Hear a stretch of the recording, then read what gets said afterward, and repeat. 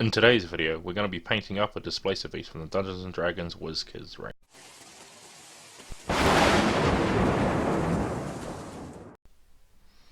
Okay, so what you want to do when you grab the Displacer beast is we want to start off by giving a base coat of necromancer cloak. Now most of this miniature is, because I'm going for the classic Displacer beast that's in the monster manual, it's pretty much this basic necromancer cloak color over the whole thing, but we're going to be doing a few things to mix it up a little bit, sort of give it a few other colors in there, because otherwise just placing on the necromancer cloak like this will be pretty bland. So I'll do a couple other things in here to give it a few other colors, and I'm going to be adding on sort of a fancy base as well to make it stand out from sort of a plain miniature. So just placing that on pretty much everywhere. We want to go all over the tentacles as well. So everywhere you see, we're going to be painting the miniature, the necromancer cloak color. So once that's all painted up and dry, what we're going to do now is we're going to move on with a deep blue. And this is what I was talking about, where we're going to mix up our color a little bit from just being the necromancer cloak.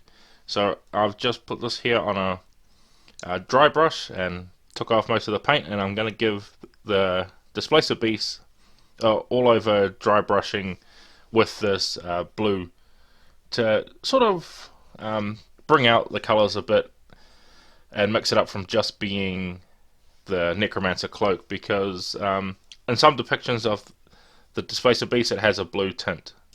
And then once all that's dried, what we're going to do now is we're going to move on to Castle Grey, and we're going to use the Castle Grey to just paint up the base that the Displacer beast is standing on. So just getting in there nice and easily, trying to avoid all the feet since it's got so many. Just giving it all over a nice coat of the Castle Grey, really trying to get in there amongst all the cracks and everything, because this base has quite a few details on it, which is really good. So we want to make sure we get all the paint in between there, and just being careful, of course, to avoid all those legs. Like I said, try not to get the paint on there. So if you have to go in with a smaller brush, don't be afraid to go in with a smaller brush. And then once that's complete, what we're going to do is we're going to come in now with warlock purple, and we're going to use the warlock purple in two places. What we're going to do is we're going to use it up here amongst the end of its spiky tentacles, and we're going to paint the whole side of these toothy pieces. And I'm doing this because I'm just going to come back over with a white after this and just really get in the edge of it, so it has sort of like a pink or purplish underside. And as well as that, we're also going to be using the warlock purple to paint inside the Displacer beast's ear as well, so don't forget to do that when you're painting this up. And then once we've got all that completed, we're going to move on now with a daemonic yellow, and we're going to use the daemonic yellow to paint up the Displacer beast's eyes. So what I'm going to do here is just getting a nice fine brush with as sharp a point as you can get on it, and I'm just placing a little bit on the tip, and I'm just going to dab it into where the eye socket is. Now I'm placing it quite hard, because what I'm going to do after this is I'm just going to wait for that to dry, and then I'm going to come back around with our necromancer cloak and just paint all the way around it, just leaving the part where it's necessary for the eye. This is the easiest way that I find to paint eyes on miniatures. If you're good enough and have a small enough brush to just get in there with a dab, go for it, but me, I have to come back in with the original colour. And then you can see there that the eyes are nicely placed in once I've gone back around with that necromancer cloak. But now we're going to move on to some matte white, and this is the part that I said we're going to come back in with our ends of the tentacles with our sharp teeth on them, because the Displacer beast has sharp teeth on the end of its tentacles.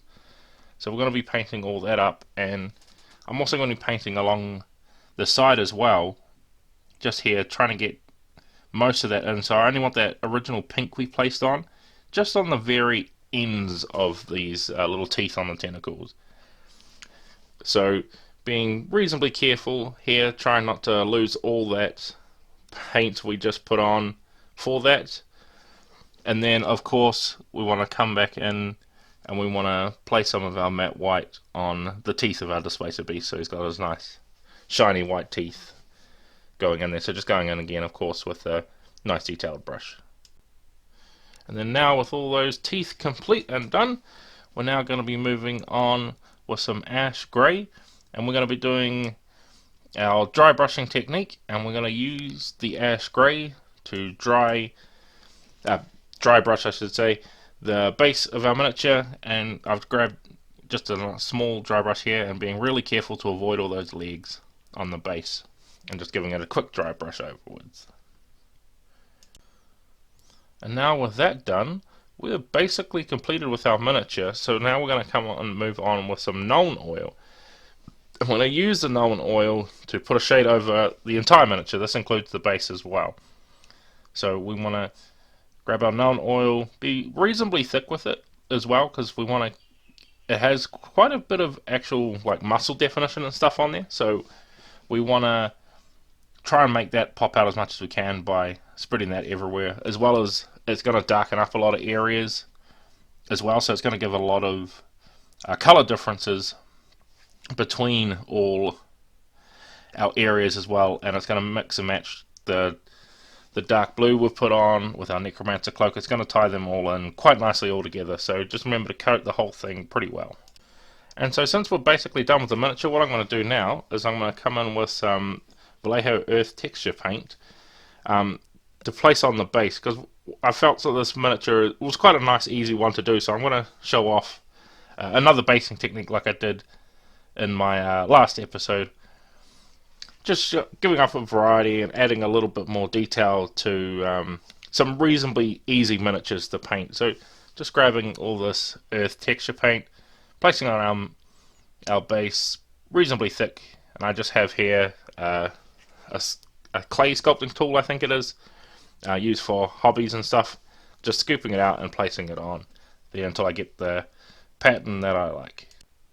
So now that I have quite a good mound of it on here, what I'm actually going to do is I'm going to place the displacer piece on here, and I'm going to sort of push it down, and I'm going to have it like it's coming down, looking down on an angle, sort of like it's hunting, like that. So I'm just trying to arrange it to as nice. Now, of course, this is totally up to you, but it's trying to come up with a cool angle to have it. So then once I have the angle all set and all dried up, I've just placed some glue on here, and what I've grabbed is some flocking. This is flocking used from train sets, I think it is, which is like a grass texture, which looks really cool on miniature bases. So I'm just placing this on here, and then I've just placed some glue on here, just some matte Mod Podge, but if you have PVA glue, whatever you've got around, covered the whole thing in that.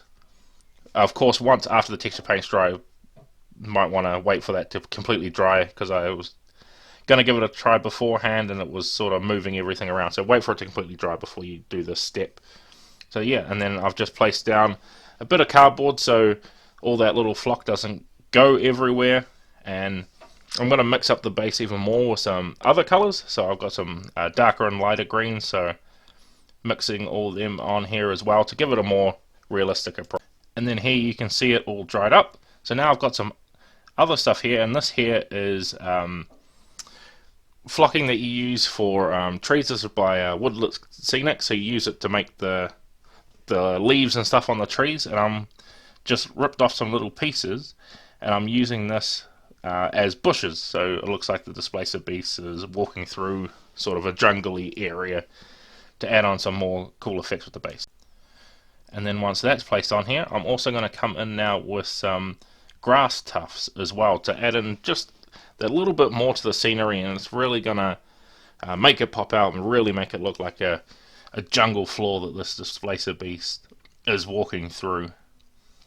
So just grabbing a couple of tufts on, really getting it to stick out from just having it just as the grass on there by adding in those bushes and grass tufts, which is a really nice touch. And I also had here some other tufts that have flowers on them, so I added one of these on as well and got it stuck together with the other grass tufts. So I actually figured I needed to glue these down with just a teeny bit of super glue to really make them stick, because they weren't sticking the way I wanted to, but just adding that in there to add a bit more colour to them.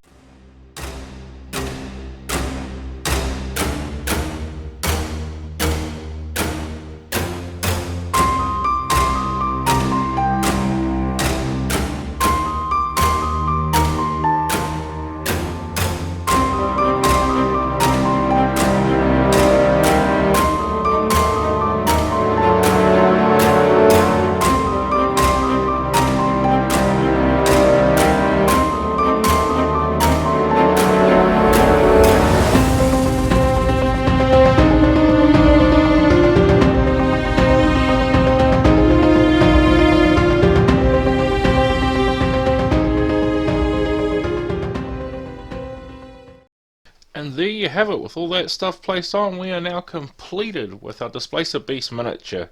And I think really adding on those bits of things onto the base really has made the sort of plain miniature that's been really easy to paint just add in some really cool new effects onto the thing and really make it pop.